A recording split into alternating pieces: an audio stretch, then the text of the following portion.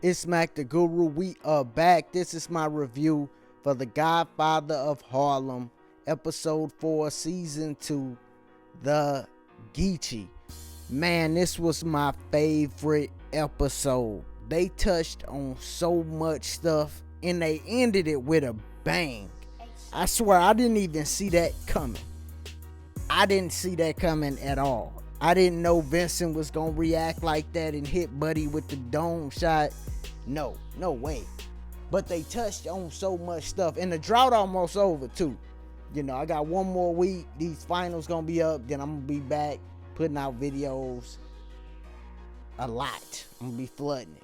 But what I liked about it is first the name, the Geechie. And they touched on it at the beginning when he was talking about how the Geechie people saved the slaves, right? A great book to read is The Unconquered. It's about the Gully Geechee Wars, right? So make sure you go check that out. If you never read The Unconquered, go get that book because it talk about the Gully Geechee Wars. But you know, that's the first thing I peeped and I liked. He liked the club called the Geechee. I'm like, oh snap. So they bringing in history that a lot of people just don't even know, like had no clue about the Gully Geechee people. You see what I'm saying? So that's the first thing I liked about the episode. The second thing I liked is when Mamie was sitting down with Amy, the white chick, and she was talking about how the black movement, she was talking about how the black female is a part of the black movement, not the feminist movement. That was a shot, you know, to a lot of these, you know, look, people running around now lost. You see what I'm saying? She broke that down. Mamie broke that down. Salute to the writers, you know, that they got that part in. I'm like, oh, they really going in. For them to touch on that, they really going in, man.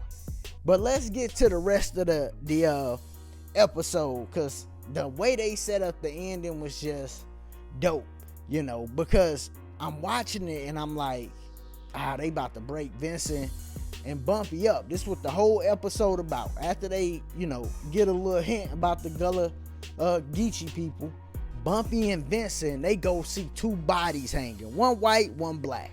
I said, oh, as soon as I seen it, I said, oh, yeah, they trying to send a message. They don't like what's going on. Somebody making too much money and they don't like it, you know. So I'm like, okay, we're going to figure that out. We're going to figure out who's behind what. And I already figured it was the guy, Joey, the Italian dude that tried to give Bumpy Johnson the 60-40 split. When he did that, I said, oh, he on one. You know, and then they see he working with the dude that ended up getting shot in the head. And when that happened, I'm just like, golly, they set that up perfect.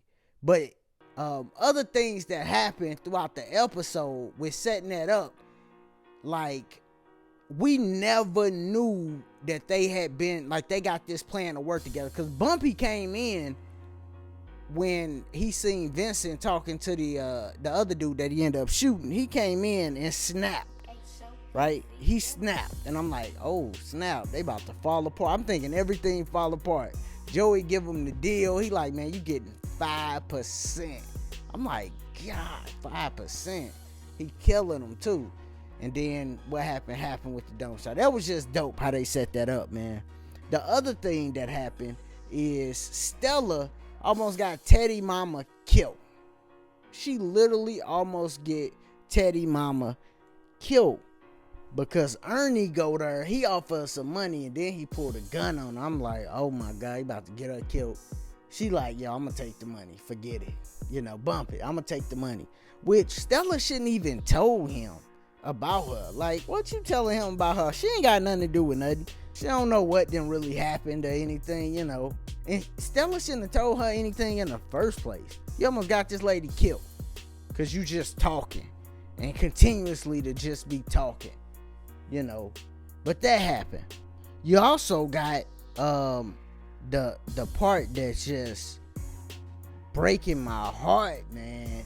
how they got these brothers in the Nation of Islam acting. Dog, they literally hating on Malcolm so hard. And the one dude tried to kill Malcolm. You know, thank God for Elise. And they got Elise and Betty beefing. I'm like, dang. Like, why they got all them just beefing like that? Like, come on, man. I know they had problems, but man, was it really like that? But Malcolm pulled a gun on Buddy like, man, get out my car, fool. You know what I'm saying? Dude start crying too. That's what really messed me up. Like, this dude about to murder people and he ain't even got the stomach for it. He crying as soon as Malcolm pulled a gun on him and start telling him about himself. Man, get out the car. And then they got the FBI or the CIA, one of them just sitting outside Malcolm's house. Just sitting. I think it's the FBI. Malcolm said the FBI in the thing. They just sitting, doing nothing. Dude walk right by the FBI, you know, and try to plant the little bomb in Malcolm's car. You know, so they just pointless, just sitting right there. And then they probably did write that letter. Remember, they just put out the Fred Hampton movie. They was notorious for writing letters and, you know, trying to bring confusion to people. But Malcolm should have been a little smarter to get more money. That's where Malcolm messed up at, just from watching this. You know what I'm saying? Like, he could have got money from Bumpy. He could have just got more money because, dog, they in there without lights and the phone cut off and all. I'm like, what? Like, come on, man. Like, ain't no way.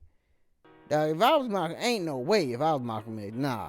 They about to, and a lot of our leaders like that. Like, they was, you know, wasn't as fortunate financially, which it should never be like that.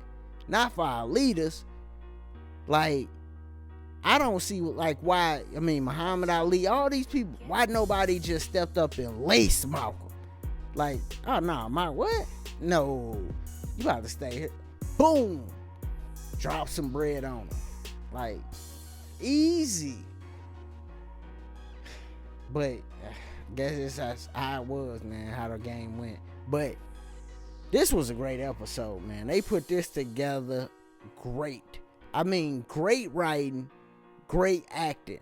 And if you watch this and watch other series, you could see the difference between great writing, great acting. Now, it might not all be accurate with what went on with the Nation of Islam and Malcolm and Bumpy and the Italian ball. It might not, I'm not saying it's accurate. It might not be as accurate, but it's dope. They doing a great job from a writing standpoint, from an acting standpoint.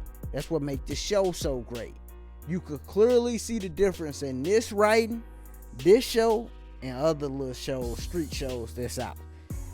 You know, I be reviewing all of them so I could see the difference. Like, oh no, this ain't that. You know what I'm saying? The Godfather of Harlem, they got it. They really own to something, man. For real. But yeah, man, if you still here, make sure you subscribe. Let me know what y'all thought about the show too. If you're still here. Like, what did you think about this episode? Was this the best episode? You know what I'm saying? Did you know about the Geechie people before this episode? You know? So let me know what y'all thought about it, man. It's Mac the Guru. As always, be easy, be safe, peace.